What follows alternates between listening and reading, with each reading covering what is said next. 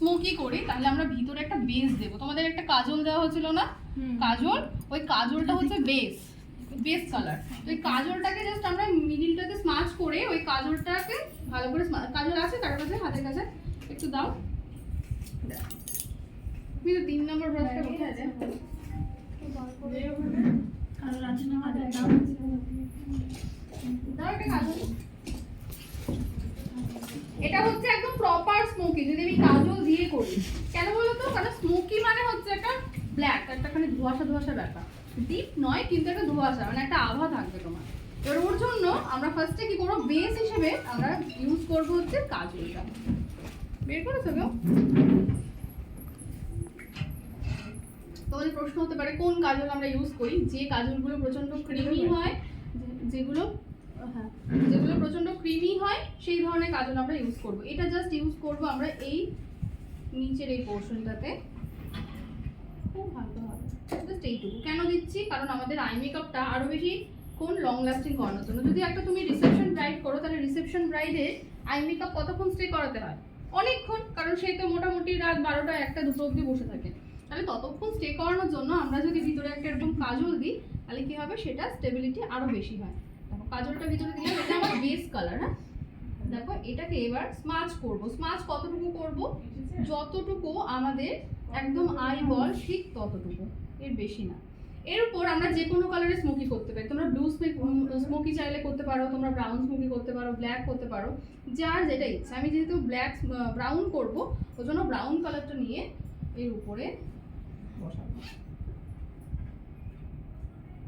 কতটুকু? জাস্ট এই আইবলটুকু brown colour নেবে। তাহলে এটা কি হলো দেখো, আরো বেশি ব্যাপারটা ডার্ক হলো। যদি আমরা শুধুমাত্র ব্রাউন শেডটাই অ্যাপ্লাই করতাম তাহলে কি হতো, এতটা ডার্ক হতো না। কতটুকু অংশ থাকছে এটা? আইবল। ক্রিজে উঠছে কি? শেষ হচ্ছে কোথায় দেখো, একদম ক্রিজ লাইন বরাবর শেষ হচ্ছে, তাই তো? আমার ব্রাশ চেঞ্জ হবে, আমি 2 নম্বর ব্রাশ নেব।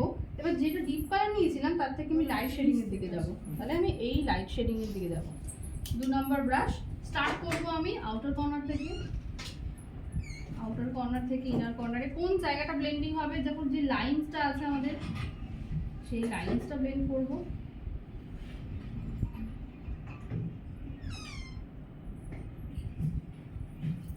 এই লাইন বরাবর আমি ব্লেন্ডিংটা করব যাতে এখানে কোনো হার্শ লাইন না থাকে। ব্লেন্ডিং এর প্রসেস বলে দিয়েছি, কি কি মোশন আছে আমাদের বলো। Clockwise, anti clockwise, round. আমার যেখানে যে মোশনটা দরকার আমি কিন্তু সেখানে সেই মোশনেই কিন্তু ব্লেন্ডিংটা করব। দেখো এখানে আর আলাদা কিন্তু কোনো লাইন নেই, আমি কিন্তু এই লাইনটাকে পুরোটাই মিশিয়ে দিলাম। তাহলে কি কত নাম্বার কালার দিয়ে মেশালাম? 2 নাম্বার। কোন ব্রাশ দিয়ে? 2 নম্বর ব্রাশ। মিডল ফ্লাফি, তাই তো?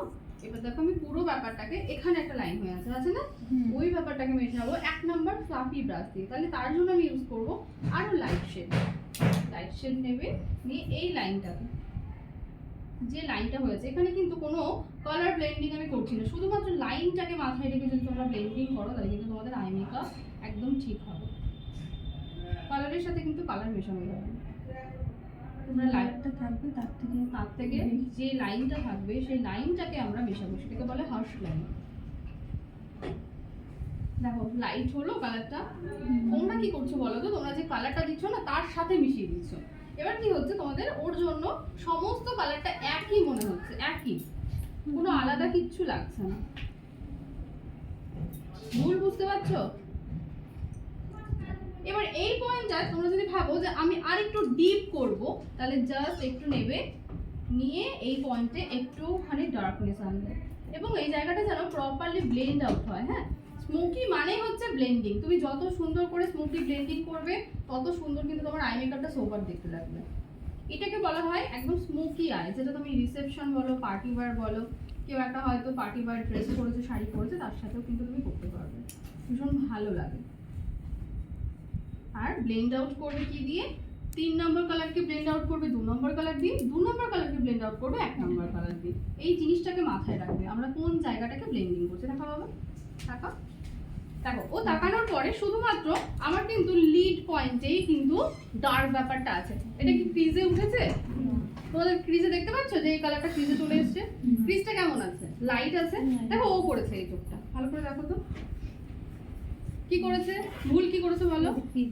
পুরো কিন্তু ক্রিজে তুলে দিয়েছে, তাই না? আমাদের যে 3 নম্বরের ডার্ক শেডটা সেটাও ক্রিজে চলে গেছে। ওর জন্য এটা দেখতে কিন্তু খুব চোখে লাগছে, কিন্তু এই কালারটা চোখে লাগছে। এখানে ডার্ক শেডটা সবসময় কি আছে নিচে। তাহলে আমরা যদি কাট ক্রিজের ক্ষেত্রে করি তাহলে কি হবে, এই ডার্ক শেডটা এই লিড পয়েন্টে থাকবে, একদম যেটা আই লিড বরাবর যেটা ক্রিজ লাইন সেখানে থাকবে। তারপর আমরা হালকা করে কাট করব। মানে আমাদের একটা জিনিস মাথায় রাখতে হবে, 1 2 3 যাদের চোখ ছোট, ওর দেখো ক্রিজ ছোট ছোট না, যাদের এরকম ক্রিজ ছোট থাকবে তাদেরকে আমি 3টে ব্রাশ ইউজ করব না। কটা ব্রাশ ইউজ করব বলো তো? দুটো। কি কি? 1 আর 3, 1 আর 3। মাঝখানে কিন্তু এই ব্রাশটা আমরা ইউজ করব না, করব না। কেন করব না? কারণ ওদের ক্রিজ বড় না তো, ছোট। যদি আমি 3টে ব্রাশ ইউজ করি তাহলে তোমার কালার বসানোর জায়গা নেই। তোমরা সেই ক্ষেত্রে কি করতে পারো? হ্যাঁ, মিক্স হয়ে যাবে। দেখো মিক্স হয়নি, পুরো চোখে লাগছে না। তাহলে আমি ওর ক্ষেত্রে কি করব, 1 নম্বর একটা ব্রাশ নেব আর পেন্সিল ব্রাশ দিয়ে 2 আর 3 যে কালারটা নিয়েছিলাম সেটাকে মিক্স করে জাস্ট অ্যাপ্লাই করব।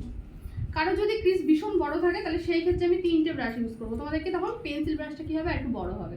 তোমাদের দেখিয়েছিলাম না, তোমাদের সবার আছে দেখবে বড় হবে। যাদের ক্রিজ ছোট হবে তাদের কি করব, দুটো ব্রাশ। যাদের ক্রিজ আরো ছোট হবে, আরো পরিমাণে ছোট হবে, তাদের জন্য হয়তো তুমি একটা ব্রাশই ইউজ করতে পারো, মিডল ফ্ল্যাপি বা হয়তো পেন্সিল। মানে ক্রিজ ওয়াইজ তুমি এখানে ব্রাশ ইউজ করবে। এটা তোমাকে দেখে বুঝতে হবে যে কার চোখ ছোট কার চোখ বড়। কারোর চোখে এইটুকুটুকু গুটগুলিও থাকতে পারে, তাহলে তার চোখে আমি কি করব? ছোট চোখে সবসময় চোখ বন্ধ করে এবং স্মোকি একটা আই করবে। এটা হলো স্মোকি আই। এবার স্মোকির উপরে যদি তুমি একটা গ্লিটার এটার ফটো তোলো তাহলে তোমরা বুঝতে পারবে। ফটো তুলে নাও, একটা গ্রুপে দাও।